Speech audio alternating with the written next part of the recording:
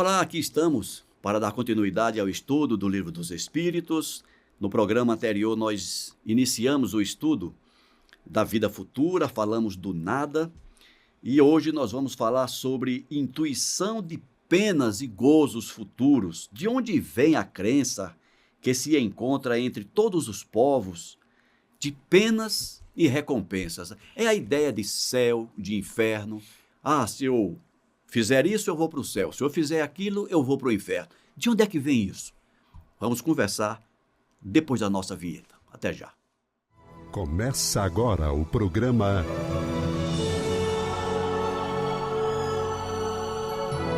O Livro dos Espíritos em Nossa Vida. Aí, Almeida, aqui estamos para mais um. Cá estamos, meu irmão Ricardo. Cá estamos a cada um de vocês, irmãs e irmãos que nos assistem pelas mídias sociais da Comunhão Espírita, com muita alegria, mas com muita alegria mesmo, de estar aqui, de poder compartilhar, de poder ler, de poder debater, de poder filosofar, por que não? Né? Livro dos Espíritos é filosofia espírita, Livro dos Espíritos é dialogar com a vida. Né? Se vocês gostam, deixem um like. Se não gostam, façam sua crítica, façam sua recomendação de melhoria, porque a gente está aqui para fazer um programa que seja bom para todo mundo, para a gente aprender junto. Forte abraço. Excelente, Almeida, o seu comentário inicial, mas antes de falar, de adentrarmos a temática do nosso programa de hoje, eu gostaria de me referir aqui a alguns ouvintes nossos que estão sempre nos acompanhando, ou seja, fazendo aquilo que você pede tanto, né? Que é deixar o like, fazer o comentário. Isso. E essas pessoas aqui, esses amigos nossos, a Kelly Rodrigues, por exemplo, forte abraço, Kelly.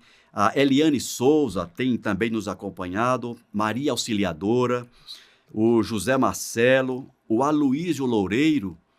Eu acho que o Aloísio está sempre nos acompanhando, a Ellen Flor, E a Sueli. a Sueli Silva. Esses nomes que eu peguei aqui do nosso último. Essa é a turma aí recentemente aí estava compartilhando com a gente comentários do nosso programa aí, 383, eu acho que era. Eu acho que foi o programa 383. 383. Né? Então, um grande abraço a todos. E é isso, gente. Nos ajudem a levar a mensagem espírita para outras pessoas.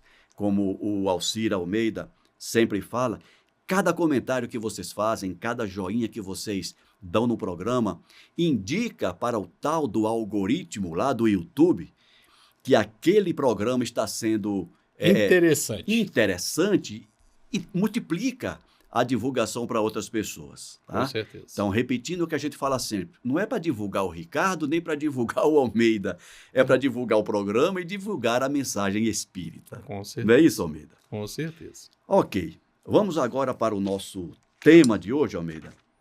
Intuição de penas e gozos futuros. Questão 960. De onde vem a crença que se encontra entre todos os povos de penas e recompensas futuras? De onde é que vem essa ideia de que eu vou para o céu, vou para o inferno, enfim? De onde é que vem isso? Pois é, você veja que o que é intuição, né? Hum. Intuição é aquele conteúdo de conhecimento que você não reconhece a origem. Não tem consciência dele? Você Seria não tem, isso? Você não reconhece, você não sabe. Né? Mas tem uma fonte. Ou seja, lembrando daquele personagem lá, eu não sei, só sei que é assim. Só sei que é assim. Né? O Chicó. O Chicó. Chicó. Enfim, tem aquele texto do... Eu acho que é Platão. Você me corrija se é Platão ou se é Sócrates. Eu acho que é Platão. Que diz que os espíritos, né, as almas das pessoas, têm um estado em que elas estão antes de vir à carne. E que, ao vir à carne, primeiro tem que beber da água do rio lá. E quando bebe, esquece. Aí pode nascer de novo. Né? É Platão? Eu acho que é Platão. Eu acho que é Eu não vou afirmar, mas eu acho que é Platão. Vocês corrijam a gente aí. Enfim, A gente tem esse conteúdo, como a gente estava falando na semana passada, né? O que vai sedimentando as nossas Uhum. experiências, elas vão sofrendo a pressão dos anos, dos fatos, das outras coisas que vêm posteriormente, se metamorfoseiam dentro de nós e passam a ser patrimônio nosso. E como isso às vezes não tem um meio lógico de vir ao consciente, isso acaba se manifestando como intuição, né? As experiências anteriores se manifestam como intuição. De onde vem essa crença? É do nosso espírito, é do nosso eu eterno. É da nossa experiência anterior. São aqueles milhões e milhões de existências anteriores que a gente já tem. Como ele diz, é anímico. É anímico. Vem do ânimo, da minha alma. Né? Faz parte do meu eu. Então, eu já tenho como espírito que vive essa crença, essa percepção de que eu vim de algum lugar e que para algum lugar eu vou. Sim, já faz parte do nosso eu. Respondendo. Vamos à resposta? É sempre a mesma coisa, os espíritos disseram para o Kardec. Pressentimento da realidade trazida ao homem pelo espírito nele encarnado. Ou seja, essa expectativa, essa crença é do espírito imortal, que, como você bem disse, vem vivendo essas experiências há milênios. Então ele tem essa informação em si. Quando encarnado, essa informação vem à nossa percepção atual em forma de intuição. Porque sabei-o, não é em vão que uma voz interior vos fala. O vosso erro está em não escutá-la bastante. Se nisso pensasseis bem, frequentemente vos tornaríeis melhores. Pois é, né? Pensar faz bem. Pensar gera saúde, gera bem-estar, gera viver melhor. O Jung já sugere aquela técnica de imaginação ativa. Sim. Né? Que nada mais é do que você conversar com o seu eu mais profundo. Né? No caso do Jung, tem o tal do Filemon. Filemon, está lá na biografia dele, era alguém com quem ele conversava o quando estava alter ego sozinho. Com quem ele conversava. É uma espécie de alter ego. Entendo. Né? Então ele diz que muitas das experiências, das informações que ele trouxe na construção da psicologia analítica foi o tal desse Filemon. Foi nesses diálogos que surgiu. Foi, nesses diálogos dele consigo mesmo, e que o outro se apresentou como Filemon. Né? E é interessante que se a gente trouxer da psicologia analítica para a doutrina espírita, o Filemon seria o seu mentor. O seu mentor. Né? Então, o Filemon está para o Jung como o Emmanuel está para o Chico Xavier. Interessante. Continuando. No momento da morte, qual é o sentimento que domina a maioria dos homens? A dúvida, o medo ou a esperança? E aí, Almeida? Qual homem? Precisavam saber que tipo de homem, qual é o homem? Né? Porque a pergunta já tem a cola, né? Porque no momento da morte, poxa, todos nós já vivenciamos essa experiência e voltaremos a experienciá-la se estamos na carne. E tem uma dica também, desculpa, ele fala da maioria dos homens, né? Sim, não são em todos. Qual é o sentimento que domina a maioria dos homens? A dúvida. A dúvida certamente é para o homem cético. Aquele que duvida, aquele que viveu e vive e pensa sobre a dúvida e que torna a dúvida o seu norte. Dúvida é bom. Agora, você se fundamentar na dúvida para viver é uma coisa complicada. Né? Medo. Opa, você tem medo porque você tem medo da experiência que você vai ter depois da morte. Normalmente, tem medo da experiência pós-morte aquele que acha que não fez as melhores coisas enquanto estava em vida. Aquele que a consciência o acusa. Aquele que o seu pensamento consciente mostra que fez besteira. E, finalmente, a esperança é aquele que, olha, peraí, olha, vivi tantas coisas, experimentei tanto, aprendi tanto. Quem sabe se não é para eu aprender mais coisas, para eu viver mais coisas, para eu experimentar mais coisas. Agora, eu não sei, como nós estamos num mundo de expiação e de provas, é natural que tenha muito mais gente com medo do que com esperança. Então, se é para chutar, a maioria ainda tem muito medo da morte. É verdade, Almeida. E me passou aqui pela cabeça, quando você comentou da esperança, aquele projeto. A ética da autonomia e da esperança. Né? Quando você vive... Tô devendo para esse cara. Trabalhando. Eu tô trabalhando. Quando você vive conscientemente, mas bem intencionado, tentando acertar, querendo acertar. Quando você conscientemente sabe que está fazendo o seu melhor... você sabe que não é perfeito, você sabe que acolá você escorregou, mas você está tentando o seu melhor. E você relaciona a essa ética, a essa forma de viver, a esse comportamento, uma crença num Deus que é misericordioso. Quando você compara aquilo que você realiza com aquilo que é o seu gabarito, isso te dá esperança, porque você vai dizer assim, olha, eu sei que eu não sou perfeito, eu sei que eu não gabaritei essa prova aqui. O gabarito está aqui, eu sei que eu não estou aqui no 100%. Não estou no 100%. Mas que eu estou tentando, eu estou.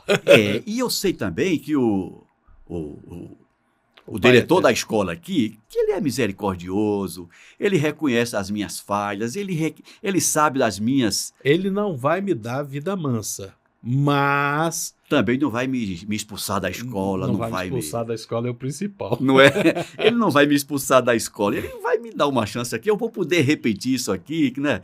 Ou talvez eu vá repetir apenas aquelas disciplinas que eu não passei. Como é que é lá na faculdade? Dependência, né? Eu vou ficar na dependência, né? Eu vou ficar em dependência. Eu vou passar para a próxima fase, mas vou ficar na dependência aqui. Exatamente. Esse pensamento, Almeida, dá esperança. Dá. Então, quando a gente chega no final da nossa existência física pensando assim, isso faz com que a gente, no momento da morte, tenha esperança. E possa vivenciar essa experiência de uma forma mais equilibrada. Mais equilibrada, mais tranquila. Então vamos lá para a resposta.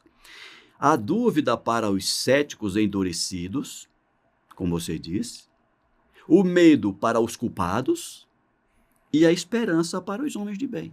É interessante, o medo para os culpados. Mas quem é que os culpa? Como você bem lembrou. A própria consciência. A própria consciência. Própria consciência. A gente sabe, como é aquele filme lá antigão, né? A consciência diz assim, eu sei o que você fez no verão passado. No verão passado, certo. Vamos em frente? Vamos. Porque há céticos, visto que a alma traz ao homem o sentimento das coisas espirituais. Olha que coisa interessante. A gente já comentou aqui desde o programa anterior que nós trazemos o germen da crença, né, em função das experiências vividas. Todos nós já encarnamos e desencarnamos muitas vezes, pelo menos nos últimos 500 milhões de anos. E por que ainda assim tem pessoas céticas? Você veja que a pergunta vira e fala, né? Por que há? Já que o homem traz esse conteúdo. Pois é. Porque a gente não pensa. Porque a gente não se dá ao direito de perceber a vida de uma forma mais elevada. Apesar de ser 500 milhões de anos, a gente ainda é muito teimoso. Você falou uma coisa, Almeida, que para mim teve um impacto muito grande. Não sei se para a audiência. A gente não pensa. A gente não pensa, a gente não para. A gente não para pensar, para refletir. A gente come, bebe, dorme, come. Vive assim no automático, né? A gente... E é importante você falar isso, destacar isso, porque eu, Alcir, pessoalmente, eu não li isso em nenhum livro, é uma visão muito pessoal, eu acho que é um momento nosso, hoje, é esse. começar a viver de forma mais consciente. E quando eu digo forma mais consciente, é uma forma mais pensada, mais balanceando os nossos atos, as nossas ações em função daquilo que a gente quer num futuro mais longo, né? Não estou dizendo aqui que quem gosta de beber uma cervejinha não possa beber uma cervejinha. Não, ninguém está falando né? disso, Olha, está criticando eu isso. gosto aqui do meu futebol, eu não vou deixar de assistir meu futebol, mas é viver consciente de que eu sou um ser eterno, que foi criado simples e ignorante e foi criado para a perfeição relativa.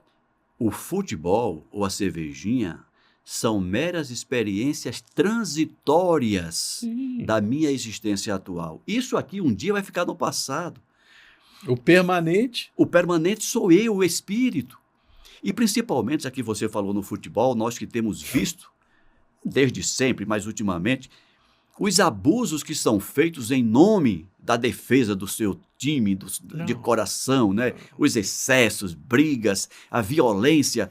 Você está comprometendo o essencial em função de uma coisa transitória, gente. É aquela história, tem algo que anda acontecendo muito. Eu estava numa aula um dia desse e o professor chamou atenção para isso. Quando a gente está lá no ensino médio, você, como eu, também estudou Física 1, Mecânica. Quando você está andando na rua, tem uma certa velocidade. Quando você está num carro, a velocidade é outra. Às vezes a gente não percebe, 10 metros por segundo equivalem a 36 km por hora. Ou seja, quando você está andando com um carro a 60 km por hora, o que não é uma grande velocidade, significa que você está andando mais do que 15 metros em 1 segundo. Porque 15 metros por segundo é 54 km por hora. Ou seja, nós estamos quase no 17 metros em 1 segundo, se eu estiver andando a 60. Eu não devo, não devo esquecer que estou dirigindo e olhar o celular. Caramba, eu fiz isso, eu já andei 30 metros. Se havia um carro parado, eu já bati, se havia uma pessoa atravessando a rua, eu atropelei. E eu matei uma pessoa, porque eu parei para olhar o celular. Em 1 segundo você mata alguém, compromete a tua existência. Compromete a sua existência atual, destrói 2 famílias, porque a tua também vai sofrer e aquela ali com certeza, né? É isso mesmo. Por um ato inconsciente. Mas eu não queria. Mas você realizou o ato. Né? Você não queria atropelar, mas você quis olhar o celular enquanto dirigia e não considerou as consequências da sua escolha. E é isso que nós estamos no momento de perceber isso. Todo ato tem consequência. Ah, mas eu quero tomar uma cervejinha. Ok. Deixa o carro em casa, vai andando até o mercado, compra a tua cervejinha, volta para... Ah, não, mas eu quero tomar no bar. Vá pro bar, vai tomar a tua cervejinha, depois peça alguém para levar você para casa, um táxi, um Uber. Enfim, a gente tem que começar a viver conscientemente que cada ato meu gera consequências e eu preciso tomar cuidado com elas. É isso mesmo. E com relação à consciência, a necessidade de viver consciente, o Jung fala isso. Não nos preocupemos em ser santos. Não. A gente tem que se preocupar em ser consciente. Isso. Porque é vivendo conscientemente que a gente evita complicações futuras. Isso. E a resposta?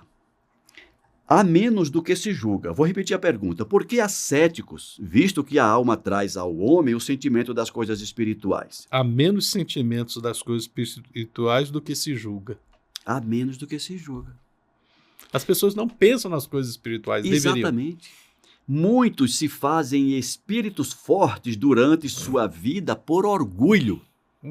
No momento da morte, não são tão fanfarrões, não. Eles calçam a sandalinha da humildade para viver a experiência daquele jeito. Pois é. E aqui tem um comentário do Kardec. A consequência da vida futura é a responsabilidade de nossos atos. Como você deu um Causa e exemplo efeito. excelente. Causa e efeito. Causa e efeito. A razão e a justiça nos dizem que na repartição da felicidade a qual todo homem aspira, os bons e os maus não podem ser confundidos, não se confundem. Não. Deus não pode querer que uns gozem sem pena Deus não pode querer que uns gozem sem pena. Sem pena é sem penalização. Isso, sem penalizar, né? De bens aos quais outros não atingem, senão com esforço e perseverança. É aquela coisa, todo ato tem sua consequência. Tudo aquilo que se obtém, aquilo que é de valor, algum esforço foi despendido para. Exatamente.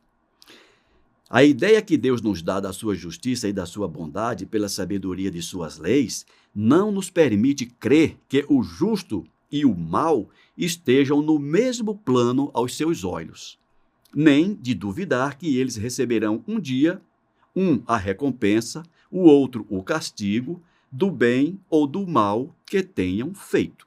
A gente não pode duvidar disso. Não. Não é isso? É por isso que os sentimentos inatos que temos da justiça nos dá a intuição das penas e das recompensas futuras. É aquela coisa, já faz parte do nosso eu, da nossa percepção de vida. Já está aqui no nosso patrimônio de ser, né? Todas essas relações. A lei de causa e efeito, é interessante que lá atrás a gente estuda. Olha, onde é que estão, como é que o ser humano sabe das leis naturais? Está escrito em vossa consciência. Mas como assim? Olha, ela está ali inscrita no nosso ser, a lógica das coisas. À medida que a gente vai encarnando, desencarnando, encarnando, desencarnando, a gente vai experienciando a validade dessas leis em nosso próprio ser. E aos poucos a gente percebe que Deus não dá igualmente as coisas a todos. Dá a cada um segundo as suas obras. Exatamente. Né? Isso é que eu acho muito interessante, porque por vezes, por ilusão, às vezes por ingenuidade, mas na maioria das vezes por manipulação, se quer fazer crer que todos temos o direito às mesmas coisas. Não é verdade. Isso não faz parte da nossa percepção de mundo. Deus dá a cada um de nós segundo as suas obras. Ora bolas, alguém vem com muita saúde, comete muitos desatinos, mata muitos, faz outros desencarnares, rouba do terceiro. Isso algum dia vai pesar na existência daquele ser. Por justiça. Por justiça. Por justiça e, mais ainda, por amor de Deus. Mas eu quero que esse meu filho evolua, eu quero que esse meu filho progrida. Então eu tenho que fazê-lo voltar a encarnar em uma existência em que todos aqueles males que ele realizou, ele não possa realizar.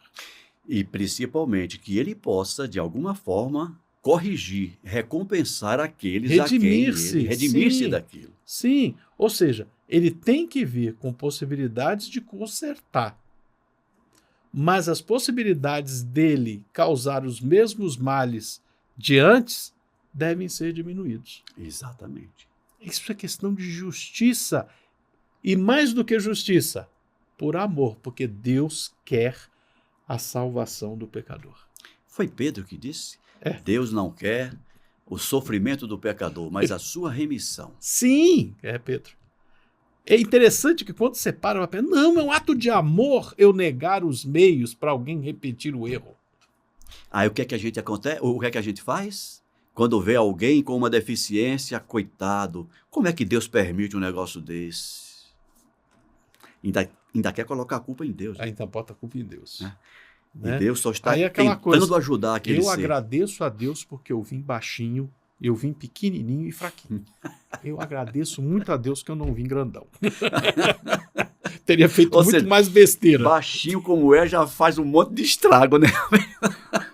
Eu quero mais isso não, rapaz. Deus me livre. A gente tem que ter essas noções, né? A noção de que, olha, que eu seja digno daquilo que Deus me deu e possa fazer o melhor com o que Deus me concede. Porque se Ele mais não me dá, é porque eu não mereço. Porque eu vou acabar fazendo besteira. Né? Imagina se a gente nascesse rico.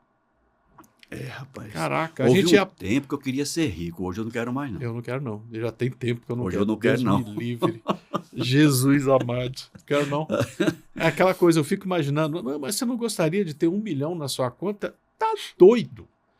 E se eu tenho 1 milhão na conta, eu vou ter que dar conta de todo o bem que não foi feito por aquele 1 milhão. Exatamente. É louco. Parafraseando o evangelho, Lázaro, né? É isso. Que fizeste do 1 milhão que eu te confiei? É por aí mesmo. Que fizeste? É isso. Almeida, vamos ficando por aqui. Na próxima semana a gente continua. No próximo programa nós vamos falar sobre intervenção de Deus. Olha que interessante. Nas penas e nas recompensas. Muito interessante o programa da semana que vem. Não percam. Almeida, você quer se despedir dos nossos ouvintes? Quero. Gente, um abração para cada um de vocês. Acreditem, é com alegria que eu venho aqui. Tenho certeza que é com alegria que Ricardo aqui vem. Porque compartilhar a sabedoria do Livro dos Espíritos é perceber que Deus nos ama profundamente, que Deus nos quer bem profundamente, que Ele nos dá o que a gente precisa, o que a gente necessita, que é muito mais importante do que aquilo que a gente quer. É isso mesmo. Muito obrigado, Almeida. Obrigado pela atenção de vocês. A gente se vê no próximo programa. Até lá.